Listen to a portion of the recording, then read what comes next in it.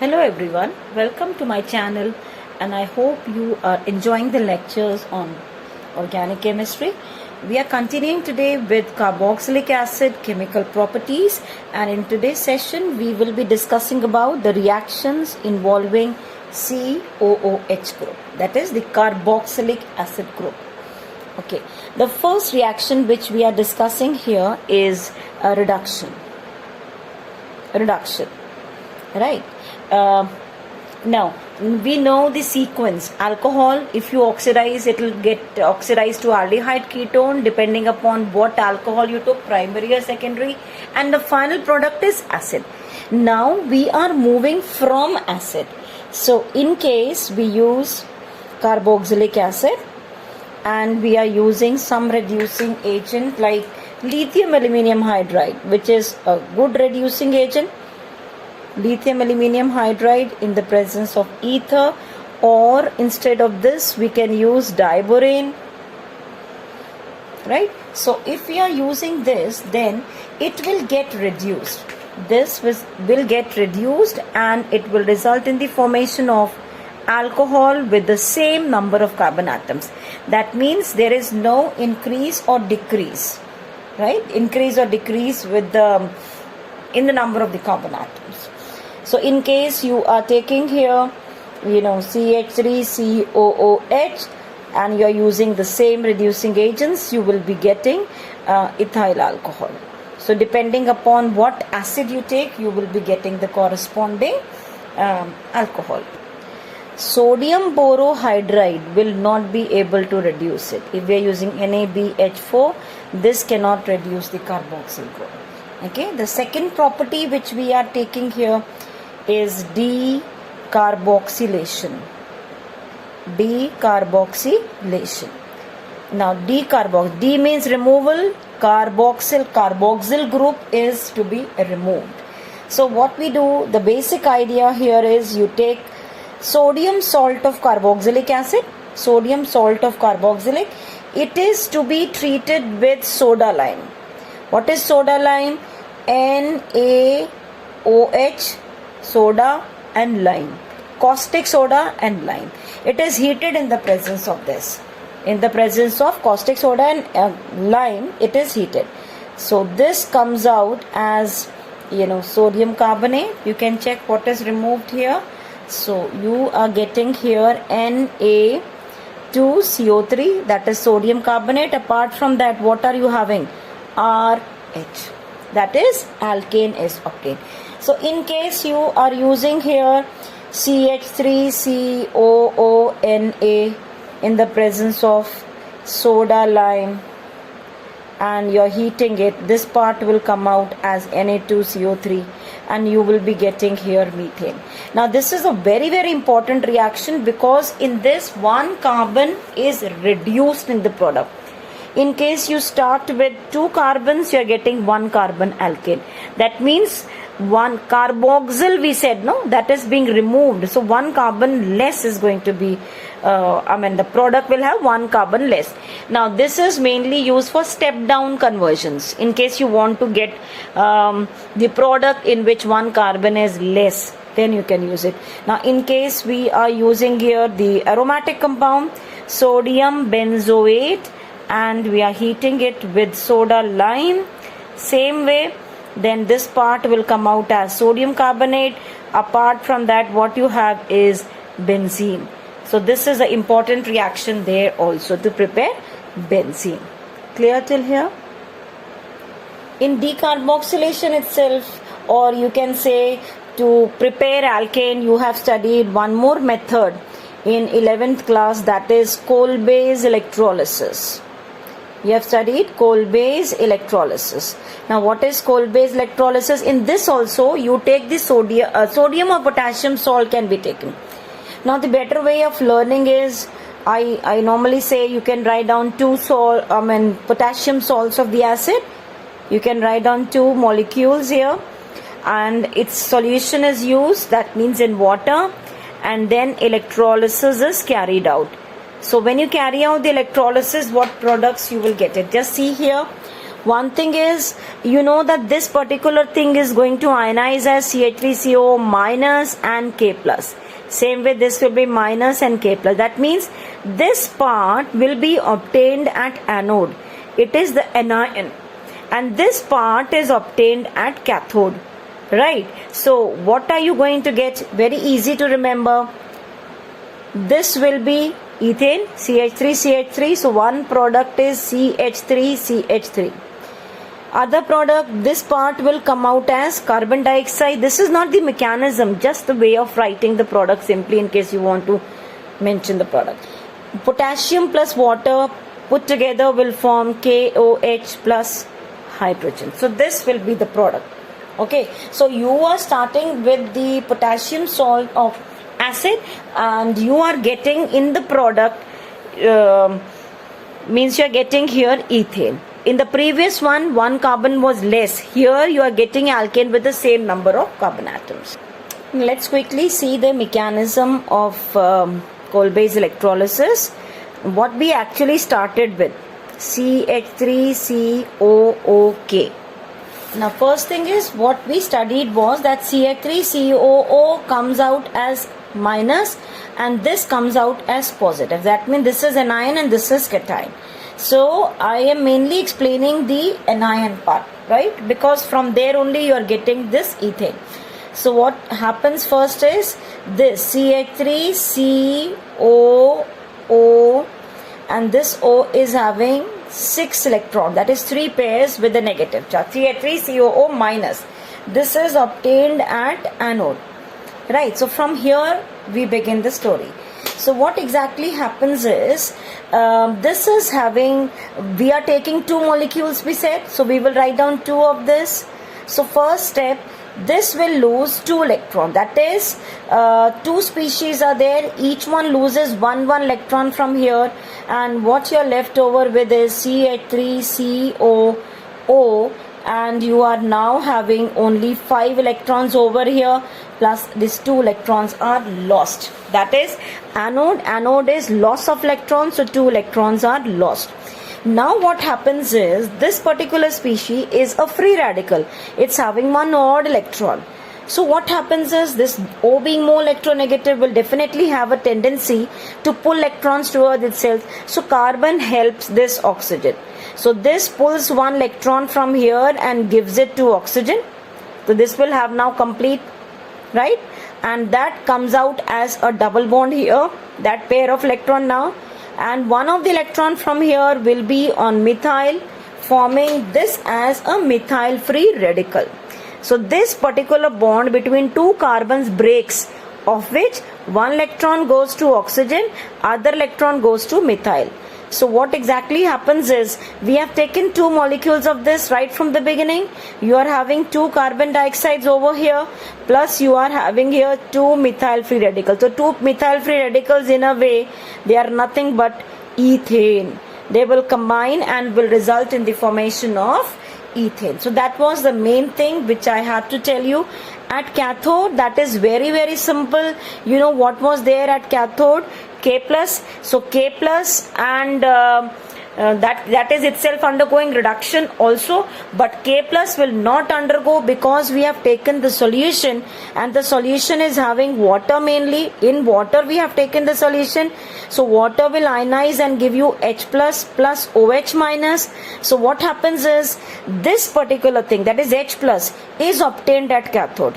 So 2 electrons were lost, so 2H plus will gain 2 electrons and will result in the formation of hydrogen. So hydrogen is obtained at cathode. Then further what happens, this K plus and this OH minus, they will combine. So K plus and OH minus will combine and will result in the formation of KOH. That is the product we wrote here, KOH and H2. We wrote carbon dioxide, we wrote ethane. Fine, I hope this coal-based electrolysis is clear, children. Now let's move on to the next one, the reactions due to R. That means hydrocarbon part of the carboxylic acid. What was carboxylic acid? RCOOH. So reactions due to this R we are doing now. Now, it's a very, very important reaction. You can mark it, very frequently asked in any of the exams. Hell-Volhard, Zelinsky reaction. Okay, please learn this very nicely. Now, what happens in this is carboxylic acids having alpha hydrogen. What do we mean by alpha hydrogen? This is the main functional group. The adjacent carbon atom is called as alpha carbon. On this alpha carbon, the hydrogen. If these hydrogens are present, maybe they are substituted, then this reaction will not be happening. Okay, so those carboxylic acids possessing alpha hydrogen, they get halogenated if the reaction is carried out in the presence of red phosphorus halogen, and then further hydrolysis is done. So what is the product? This hydrogen gets halogenated. So you will get this X and COOH. So as many hydrogens are there, that many halogens can be introduced. So as of now, I have written monohalogenated product of the carboxylic acid. Is it clear? Now, one thing should definitely come to your mind in this. Why are we saying that alpha hydrogen, the presence of alpha hydrogen is must for the acids to undergo HBZ reaction? Because this particular hydrogen which is present on the alpha carbon makes it acidic. It's acidic hydrogen. The hydrogen which is attached over here is acidic hydrogen. Then you must be wondering that acid itself is acid. That means why not this H plus comes out? Why the next one, the alpha carbon's hydrogen is removed? Okay, so for this we need just a mechanism. If you're learning only for the board, then you can leave the mechanism. You can only remember this. Otherwise, you will be learning the mechanism for better understanding. Let us see the mechanism of the HBZ reaction. Now, what happens in this is we took here, let me write here with the CH2, I'm opening it up, and COOH, here you had R. Right? So this was reacting with red phosphorus and halogen, and then we had carried out its hydrolysis. Now, we are answering to mainly the question why this hydrogen doesn't get replaced by halogen, why the alpha hydrogen goes. The reason for that is this hydrogen is not available. Why it is not available? Before starting the reaction, red phosphorus and halogen, they will react and they will result in the formation of phosphorus trihalide or pentahalide. Depending upon how much halogen you have taken, maybe you have taken extra, so it will form penta, else it is going to form trihalide. And this trihalide, phosphorus trihalide or pentahalide, will be reacting with this OH. If you see, we have done the chemical properties in the previous videos. I have already shared the reaction due to this bond breaking. The OH gets replaced by halogen. So what you get is this R, CH2, C, double bond O and halogen. That means you get this product. So before actually this gets halogenated, this is replaced, OH itself goes away and it is replaced by halogen. And now this is going to start with the reaction. Now what exactly happens in this product which you have obtained? This O is more electronegative, so it will try to pull this pi electron toward itself. This oxygen will get, a negative charge, right? It will get partial negative charge. And when this gets negative, then what happens is the neighboring carbon, that is this carbon, will try to complete the valency. So what it does, this, if I expand it as CH and H, so alpha H I am expanding it. So this neighboring carbon, CH bond will try to now come in between the two carbons. So what exactly happens when this negative pi bond has gone on O, that will get negative. So carbon getting now positive, the neighboring carbon will help. Come on, I'll give you one alpha H. So what will this H now? This will come out. So alpha carbons hydrogen, that bond comes in between the two carbon atoms now, and what you get now is R C H double bond C O. Now this is negative, there is one halogen, right? The valency of all complete. Now what exactly happens to this H? This comes out as H plus, and that O is negative, so this H will go and get attached onto that O. This H will go and get attached to on that O. So this not getting negative, it will be getting hydrogen. This will be our product now in between. I wrote first O negative just to explain that O is negative, but this H plus has come out, so this H plus will go and get attached to that O. Till here fine. Now we are almost closer to the product. Now this particular thing now will react with halogen, right? X2, which we started the reaction with. Of course, part of it has already reacted here, but further the reaction also will happen. Now this X2 gets polarized. How it gets polarized? The two carbons which are having the double bond, which will be getting positive or negative. Let us see that part first. Now this halogen gets polarized first. So one halogen gets a positive charge and the other one gets negative. Now the one that is getting positive, where this should go? On this carbon or on this carbon? Observe this very carefully. This carbon is already attached to more electronegative atoms, oxygen and halogen, so they will be pulling electrons toward itself. So no question that this carbon getting more negative, right? So this is comparatively more negative. So what happens is this pi electron bond between the two carbon atom, this goes and gets attached to this halogen. That means this halogen will be forming a bond with the carbon. Now what about this another X? This is now as X minus. So when this has gone here, this carbon's valency again disturbed.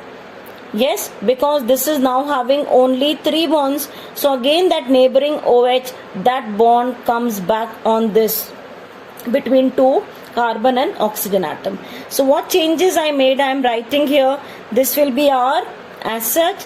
This is CH. On this H, that one bond has gone and got attached to halogen. So I will write here halogen, and then one bond only left over because one of the bond has gone this side. This is carbon, this is halogen, this is now a double bond with O, and this H and X has come out as HX. Now last step, very simple, hydrolysis occurs. For hydrolysis, I told you, you can just remember like this. This part goes out as HX, another one comes out as this. That is our desired product, RCHXCOOH. That means the alpha hydrogen is replaced by halogen. Okay, so I hope this part is clear. This OH has already been replaced by halogen. Then what I told you is this O is more electronegative, will pull the electrons towards itself. So valency for this carbon is disturbed now. The neighboring alpha CH bond gives the electron, so that becomes a double bond in between two carbons. This H comes out as H plus. This H plus will combine here with O, which was having minus, so that became OH. This became double bond. Then it is attacked by halogen. When halogen comes, this halogen gets polarized first. This carbon is more negative than the other one, because this already is attached to more electronegative atoms. So this positive halogen will take one pi electron bond, this pair of the electron, and will form a bond with this carbon. So the other halogen will go and combine with H. Why? Because when this pi bond came here, the valency of this carbon was disturbed. So this OH bond electrons, they come and satisfy it. So H and X come out as HCl. HX. So whatever changes were there, I wrote here, and the final products, hydrolysis will occur. On hydrolysis, you get the substituted product, that is alpha hydrogen gets replaced by halogen. Fine. Now with this, children, we have completed with all the carboxylic acid reactions and all. In the next video, I'll be starting with amines. That is the last chapter of 12th class. Please share the video with your friends, like it and share it, subscribe. Thank you for watching.